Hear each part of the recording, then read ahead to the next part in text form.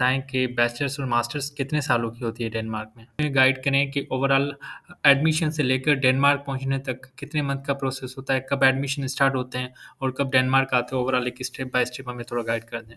में 3 जो है वो आप प्रोग्राम्स में अप्लाई कर सकते हैं और वहाँ पर ध्यान रखें कि आप जो है आपकी वीज़ा फाइल एक साइड से यूनिवर्सिटी करेगी और एक साइड से आपने जो भी आपने किसी भी डेनिश यूनिवर्सिटी में अगर आपने अप्लाई करना है तो आप वहाँ से अप्लाई करेंगे उस पोर्टल से। और प्राइवेट और पब्लिक यूनिवर्सिटीज़ में क्या डिफरेंस है, कौन कौन सी फर्दर अब हमें गाइड करें कि एडमिशन की रिक्वायरमेंट्स क्या होती हैं, कितने ग्रेड्स होने चाहिए बैचलर्स और मास्टर्स के लिए एवरेज, वो कौन से पोर्टल्स हैं जहाँ से आप अपने यूनिवर्सिटीज या प्रोग्राम शॉर्टलिस्ट कर सकते हो कि यूनिवर्सिटीज़ की फीसिस की एवरेज बैचलर्स और मास्टर्स की कितनी हो सकती हैं। सोंदरबर्ग जर्मनी के बॉर्डर के पास ये सिटी है। वहाँ पर ये जो है आपको स्कॉलरशिप ऑफर होती है और जिसमें ये है कि आपकी फी भी कवर्ड है और मंथली एक्सपेंसेस भी। लैंग्वेज बैरियर की क्या लैंग्वेज बैरियर है डेनमार्क में। और अगर हम पार्ट टाइम वर्क अपॉर्चुनिटीज़ की बात करें, पर आवर आपको कितना पे करते हैं और आप वीक में कितने घंटे काम कर सकते हैं। कॉस्ट ऑफ लिविंग की ओवरऑल पर मंथ का एक after graduation like full time job मिलना, वाइट कॉलर जॉब मिलना मुश्किल है या फिर कंपेरेटिवली ईजी है, अदर स्टडी वर्क वीज़ा मिलते हैं। हाउस वीज़ा डेनमार्क देता है। ये है कि फैमिलीज को भी अवेयर होना चाहिए कि यहाँ की लाइफ के भी अलग चैलेंजेस हैं और आपने उसको कॉम्बैट करना होता है और लॉन्ग टर्म जो है आपकी फैमिली का भी फायदा है और आपका भी फायदा है।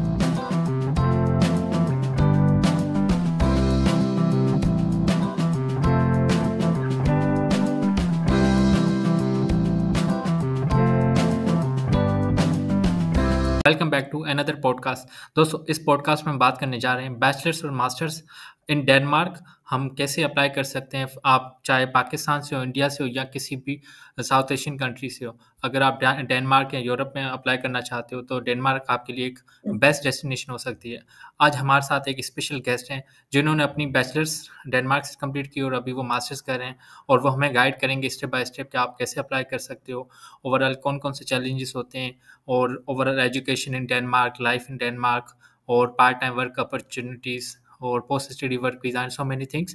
सो इस वीडियो को एंड तक ज़रूर देखें। अगर आपकी कोई भी क्वेरीज हो तो आप कमेंट में कर सकते हो। हाफिज़ भाई, वेलकम टू द पॉडकास्ट। सबसे पहले आप इंट्रोडक्शन दें अपना, कहाँ से और ओवरऑल बताएं हमें। थैंक यू भाई, गुलशन भाई for inviting me for this podcast. So मैं बेसिकली चकवाल पाकिस्तान से हूँ और मैं इस वक्त यूनिवर्सिटी ऑफ साउदर्न डेनमार्क से data MSc in data driven business development जो है मैं ये इसमें मास्टर्स जो है अपना परस्यू कर रहा हूँ। तो जी एग्जैक्टली। Thank you. सबसे पहले हमें ये बताएं कि आपने बैचलर्स भी वहाँ से की या मास्टर्स कर रहे हैं, why you choose Denmark. So basically Denmark का एक तो ये है कि जो है नॉर्डिक कंट्रीज जो है इनमें जो इसे ट्रेड हब माना जाता है और स्पेसिफिकली जो इसकी इंडस्ट्रीज हैं फॉर एग्जांपल मर्स्क हो गई और नोवो नॉर्डिस्क हो गई और इस तरह की एक फार्मास्यूटिकल सेक्टर और लॉजिस्टिक्स एंड सप्लाई चेन का जो सेक्टर है इसकी वजह से जो नॉर्डिक कंट्रीज में जो बूस्ट आया है ट्रेड का, तो मुझे यही लगा कि जो है अगर मुझे बैचलर्स या मास्टर्स करना है स्पेसिफिकली बिजनेस स्टडीज में तो डेनमार्क एक बहुत अच्छा ऑप्शन होगा। सही। तो इसलिए मैंने डेनमार्क को ही चूज किया। ज़बरदस्त। अब हमें बताएं कि बैचलर्स और मास्टर्स कितने सालों की होती है डेनमार्क में। जी एग्जैक्टली, बैचलर्स जो है स्पेसिफिकली यहाँ पर डेनमार्क में 3 साल की होती है 6 सेमेस्टर्स में। तो इसी तरह जो मास्टर्स है वो 2 साल की होती है 4 सेमेस्टर्स में। हाफिज़ भाई, अब जी हमें गाइड करें कि ओवरऑल एडमिशन से लेकर डेनमार्क पहुंचने तक कितने मंथ का प्रोसेस होता है, कब एडमिशन स्टार्ट होते हैं और कब डेनमार्क आते हैं। ओवरऑल एक स्टेप बाय स्टेप हमें थोड़ा गाइड कर दें। सो स्पेसिफिकली यहाँ पर 2 इनटेक्स होती हैं, एक सितंबर इनटेक होती है और एक जो है स्प्रिंग इनटेक होती है। तो आप 2 टाइम अप्लाई कर सकते हैं। एक की डेडलाइन होती है, ज़्यादातर ये है कि 15th ऑफ फेब होती है और दूसरी की जो डेडलाइन है दूसरा जो है उसकी 15th ऑफ सितंबर होती है। तो उसमें ये है कि आप उस स्पेसिफिकली सबसे पहले प्रोग्राम फ़िल्टर आउट करने पड़ते हैं और एक यूनिवर्सिटी में 3 जो हैं वो आप प्रोग्राम्स में अप्लाई कर सकते हैं और वहाँ पर ध्यान रखें कि आप जो है आपकी ईसीटीएस या क्रेडिट आवर्स जो है वो मैच कर रहे हों। क्योंकि एक भी क्रेडिट आवर आपका मिसिंग है तो ये है कि रिजेक्शन के चांसेस ज़्यादा हो सकते हैं। और 6.5 बैंड्स होना बहुत ज़रूरी है। सही। उसके बाद ये है कि विद इन अ मंथ जो है आपको रिस्पॉन्स आ जाता है, आपको उनके साथ अगर आप एडमिशन एक्सेप्ट करते हैं, तो विद इन अ मंथ आपको जो है फी पे करनी पड़ती है फर्स्ट सेमेस्टर की सिर्फ। अगर आप हुँ, स्पाउस के साथ हैं तो आपको बैंक स्टेटमेंट भी देनी पड़ेगी। हुँ, अदरवाइज आपको सिर्फ फर्स्ट सेमेस्टर की फीस पे करनी है, और विद इन अ वीक जो है वो आपको कंफर्मेशन कर देंगे कि फीस सबमिट हो गई है। उसके बाद ये है कि उसके बाद वीज़ा फाइल एक साइड से यूनिवर्सिटी करेगी, और एक साइड से आपने जो है फेडेक्स के ऑफिस में जाना है। यहाँ पर लाहौर में भी है ऑफिस, और इस्लामाबाद में भी है, मेजर सिटीज़ में। वहाँ पर आपने अपना केस सबमिट करवाना है, और उसके साथ-साथ आपकी एम्बेसी की भी एक माकूल सी फीस है जब आप अपना केस फाइल करेंगे तब। और विद इन अ मंथ और 2 मंथ्स जो है आपको रिस्पॉन्स आ जाएगा या वीज़ा का।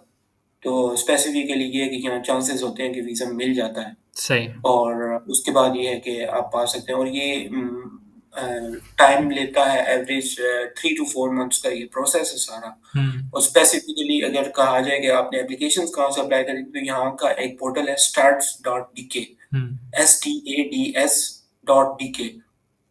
तो वहाँ पर जो है, जो भी आपने किसी भी डेनिश यूनिवर्सिटी में अगर आपने अप्लाई करना है, तो आप वहाँ से अप्लाई करेंगे उस पोर्टल से।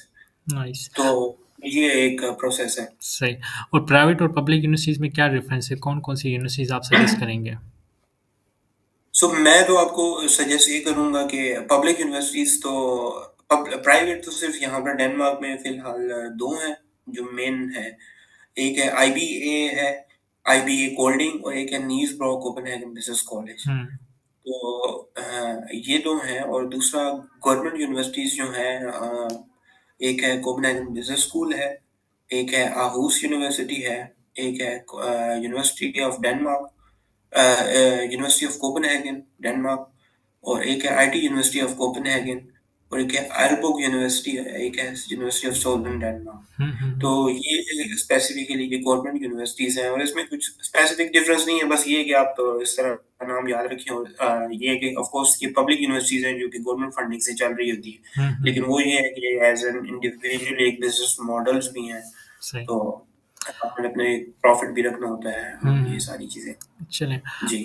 अब हम फ़र्दर अब हमें गाइड करें कि एडमिशन की रिक्वायरमेंट्स क्या होती हैं? कितने ग्रेड्स होने चाहिए बैचलर्स और मास्टर्स के लिए एवरेज? सो स्पेसिफिकली अगर बैचलर्स का कहा जाए, तो जो प्राइवेट यूनिवर्सिटीज़ हैं यहाँ पर या कॉलेजेस हैं, उनकी एफिलिएशन हुई हुई है यूके के साथ, यूके की डिग्रीज के साथ। तो वो जो है वो उनमें कोई स्पेसिफिकली कुछ रिक्वायरमेंट यही है कि आपका हाइट्स जो है वो 6 होना चाहिए या 6.5 होना चाहिए। तो अगर गवर्नमेंट यूनिवर्सिटीज़ को देखा जाए, तो बहुत लिमिटेड प्रोग्राम्स हैं, क्योंकि यहाँ पर बैचलर्स ज़्यादातर डेनिश लैंग्वेज में है।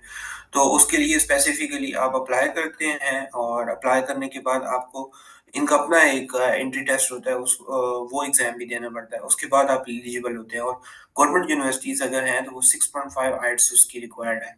और सही, अगर आपने मास्टर्स के लिए अप्लाई करना है, तो स्पेसिफिकली आपको आपका देखा जाएगा कि आपने बैचलर्स में कौन-कौन से सब्जेक्ट्स पढ़े हुए हैं। ईसीटीएस जो है, ये जो आपके अपने क्रेडिट्स हैं, उसके साथ आपको मैच करना है।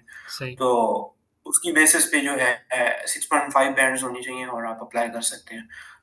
जी, सही। मास्टर्स में। और अगर हम बात करें कि वो कौन से पोर्टल्स हैं जहाँ से आप अपने यूनिवर्सिटीज़ या प्रोग्राम शॉर्टलिस्ट कर सकते हो? जी, तो यहाँ डेनमार्क की स्पेसिफिकली वेबसाइट है स्टडी इन डेनमार्क। तो वहाँ से आप प्रोग्राम जो है आप फ़िल्टर लगाएँ, मास्टर्स का, बैचलर्स का, या एपी डिग्री या टॉप अप वगैरह अगर आप करना चाह रहे हैं किसी स्पेसिफिक सब्जेक्ट्स में, तो वहाँ पर आपको तकरीबन हर तरह की इन्फॉर्मेशन मिल जाएगी कि क्या फ़ीस स्ट्रक्चर है, और कौन-सा प्रोग्राम कौन-सी यूनिवर्सिटी ऑफ़र कर रही है। और उसके बाद आप इंडिविजुअली यूनिवर्सिटीज़ की अपनी वेबसाइट्स पे भी जाके प्रोग्राम्स फ़िल्टर आउट कर सकते हैं। सही, तो ये एक स्पेसिफिक वेबसाइट है जिसके ऊपर आपको सिर्फ ये इन्फॉर्मेशन मिलेगी कि डेनमार्क की कौन सी यूनिवर्सिटीज़ हैं और कौन सा प्रोग्राम वो करवा रही है। सही। अगर हम बात करें डेनमार्क की यूनिवर्सिटीज़ की फ़ीसेस की एवरेज बैच मास्टर्स की कितनी हो सकती हैं? जी, एवरेज जो फ़ीस है, अगर ह्यूमैनिटीज़ को कहा जाए, तो उसकी फ़ीस आप कह सकते हैं कि 44,000 यूरो, 4500 यूरो। और अगर आपके स्पेसिफिकली नेचुरल साइंसेज़ के रेलेवेंट सब्जेक्ट्स हैं, तो या आईटी के या टेक्निकल ये सब्जेक्ट्स हैं, तो उसमें आपकी जो फीस है या इंजीनियरिंग के, तो उसकी फीस आपकी आई वुड से कि 7,000 डेनिश क्रोनर जो है, 7,000 यूरो जो है वो फीस बन रही है। तो सही स्पेसिफिकली यहाँ की करेंसी जो डेनिश क्रोनर है, जो कि 7,000 यूरो को किया जाए कन्वर्ट, तो 50,000 डेनिश क्रोनर बनते हैं, सही 20 लाख पाकिस्तानी। सही। ये पर सेमेस्टर की फीस की बात कर रहे हो आप? Yes, yes, exactly. अच्छा। और क्या डेनमार्क में कोई स्कॉलरशिप्स आती हैं लाइक जिसमें ग्रेड्स अच्छे हों या इस तरह की कोई स्कॉलरशिप्स? हाँ जी, technical university of Denmark DTU जो है, वो भी कुछ स्पेसिफिक उसकी कैटेगरीज हैं, उनकी वेबसाइट पे अवेलेबल होगा कि जो स्कॉलरशिप वो ऑफर कर रहे हैं, लेकिन वो काफ़ी लिमिटेड है। सही। उसके अलावा रुक्ले यूनिवर्सिटी है, उसके 3 से 4 प्रोग्राम हैं, और वो हर साल जो है उसमें अगर वो सोशल साइंसेज के रेलेवेंट प्रोग्राम है। वो हम्म, स्पेसिफिकली अगर इंजीनियरिंग के रेलेवेंट देखा जाए, तो यूनिवर्सिटी ऑफ साउदर्न डेनमार्क जो है, उसके 5 से 6 प्रोग्राम है। सोंदरबर्ग जर्मनी के बॉर्डर के पास ये सिटी है, हम्म, वहां पर ये जो है आपको स्कॉलरशिप ऑफर होती है, और जिसमें ये है कि आपकी फी भी कवर्ड है और मंथली एक्सपेंसेस भी कवर्ड है। That's nice. और अगर हम बात करें लैंग्वेज बैरियर की, क्या लैंग्वेज बैरियर है डेनमार्क में? आई वुड से कि डेनमार्क में as compared to other European countries उस तरह नहीं है। स्पेसिफिकली छोटे जो सिटीज हैं, जहाँ पर छोटी फर्म्स हैं या छोटी कंपनीज हैं, वहाँ लैंग्वेज बैरियर आपको ज़्यादा फेस करना पड़ता है। लेकिन अगर आप कोपेनहेगन की बात करें, आर्हुस की बात करें, ओडेंसे की बात करें, तो वहाँ उस तरह नहीं है। और जो कंपनीज या जहाँ आप काम कर रहे हैं, वो वर्क प्लेसेस डायरेक्टली और इनडायरेक्टली, डायरेक्टली अगर डेनिश गवर्नमेंट के साथ एफिलिएटेड हैं, या इस तरह आप समझिए कि मीडिया हाउसेस हैं, तो वहाँ ऑफ कोर्स आपको लैंग्वेज बैरियर होगा। लेकिन अदर देन दैट उस तरह से नहीं है लैंग्वेज बैरियर, लाइक यूँ समझिए कि 60-70% कह सकते हैं आप। सही। और अगर हम पार्ट टाइम वर्क अपॉर्चुनिटीज़ की बात करें, पर आवर आपको कितना पे करते हैं और आप वीक में कितने घंटे काम कर सकते हैं? जी, तो यहाँ पर पहले तो ये था कि 20 आवर्स पर वीक जो है वो आप काम कर सकते हैं।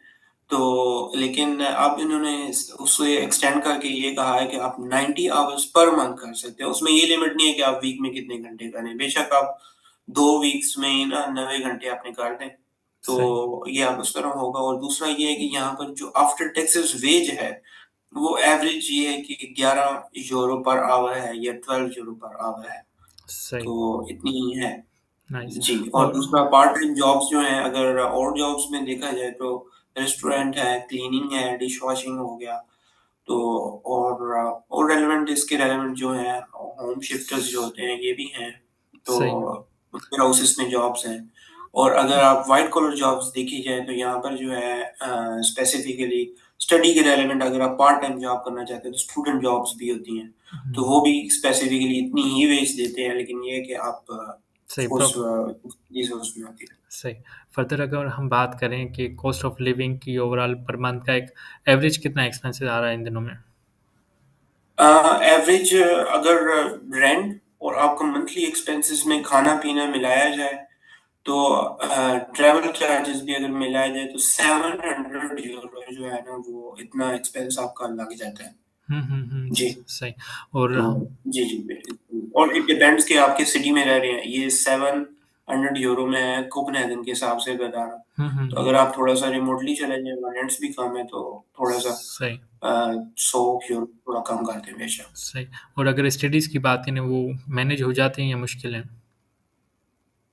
जी, यहाँ पर जो है स्टडीज़ जो हैं वो उस तरह नहीं है कि क्लोज़ बुक एग्ज़ाम्स हों, या ज़्यादातर रिसर्च बेस्ड प्रोजेक्ट्स होते हैं, उसके ऊपर करना होता है, या ओपन बुक एग्ज़ाम्स होते हैं।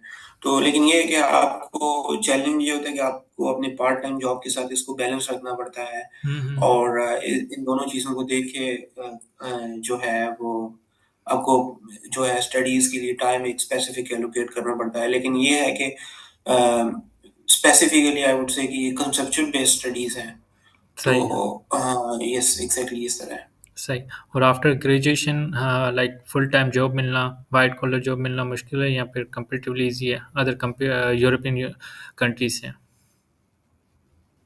ये डिपेंड करता है कि आपका सब्जेक्ट्स कौन से हैं या आपका बैकग्राउंड क्या है।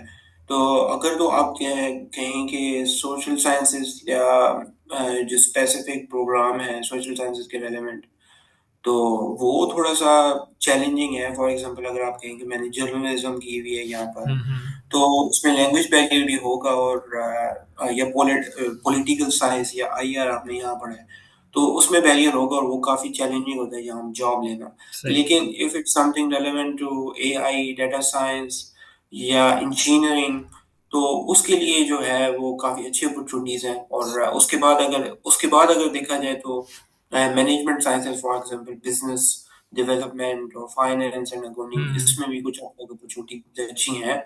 और ग्रेजुएट प्रोग्राम्स होते हैं स्पेसिफिकली, वो आपको फुल टाइम हायर कर लेती हैं कंपनीज, या अदरवाइज वैसे फुल टाइम हायरिंग होती है नाइस। एंट्री लेवल रूल्स के लिए। सही। और आफ्टर ग्रेजुएशन लाइक कितना पोस्ट स्टडी वर्क वीज़ा मिलता है? जी, तो यहाँ पर डेनमार्क में पहले तो 2 साल था, लेकिन अब उसे उन्होंने एक्सटेंड करके 3 साल कर दिया है। नाइस। तो आप इसके बाद मास्टर्स के बाद आप 3 साल जो है यहाँ पर काम कर सकते हैं। सही, मतलब जी, जॉब ढूँढ सकते हो 3 साल में। Exactly, exactly. सही। और अगर जॉब मिल जाती है तो फिर उसके बाद पीआर कितने टाइम बाद मिलती है? तो पीआर ये है कि आपको जो जॉब है ना आपकी, वो 120 आवर्स पर मंथ जो है ना आपका होना चाहिए। और इनका एक लैंग्वेज टेस्ट होता है, पीडी2 एंड पीडी3, तो वो आपको कवर करना पड़ता है। उसके बाद अगर वो पास हो जाए और आपका 120 hours per month full time जो है वर्क 4 साल के लिए हो, तो उसके बाद आप पीआर के लिए एलिजिबल होते हैं। That's nice. और स्पाउस वीज़ा डेनमार्क देता है ड्यूरिंग बैचलर्स और मास्टर्स को? जी, एग्ज़ैक्टली, डेनमार्क देता है बैचलर्स और मास्टर्स, लेकिन अभी सुनने में आया है, कुछ न्यूज़ हैं कि जो है स्पाउस जो है स्पेसिफिकली साउथ एशियन कंट्रीज़, तो उसमें कुछ अभी अमेंडमेंट्स कर रहे हैं, लेकिन अभी एग्ज़ैक्टली नहीं पता। लेकिन फ़िलहाल के लिए ये है कि आपकी स्पाउस जो है वो आ सकता है और उन्हें फुल टाइम वर्क अलाउड है, और वो यस, और वो अगर अपनी कंपनी तक भी खोलना चाहें तो यहाँ पर फैसिलिटेट किया जाता है। Nice, nice. अगर बात करें एक फाइनल गोल्डन एडवाइस के लिए, जो साउथ एशियन स्टूडेंट अप्लाई करना चाहते हैं डेनमार्क में, उनके लिए कोई एक एडवाइस? सो मैं सबसे पहले तो ये कहूँगा कि आप पाकिस्तान में या अपने साउथ एशियन किसी भी कंट्री से अगर हैं, तो यहाँ आने से पहले एक तो माइंड में एक मोटिव रखें कि आपने अचीव क्या करना है। और दूसरा ये है कि अचीव क्या करना है, दूसरा ये है कि आपके स्पेसिफिक गोल्स क्या हैं और उस हिसाब से चलें। दूसरा ये है कि फॉर एग्ज़ाम्पल स्टूडेंट्स ज़्यादातर आते हैं, तो क्विक मनी या ईज़ी मनी की तरफ वो ज़्यादा अट्रैक्ट हो रहे होते हैं। तो जिसकी वज़ह से इन द लॉन्ग टर्म जो है उनकी लाइफ़ में ये क्राइसिस आ सकता है फाइनेंशियली और करियर वाइज़। तो स्पेसिफिकली इनिशियली वो अपने माइंड में ये रखें कि उन्होंने अपना करियर या स्किल सेट को बिल्ड अप करना है।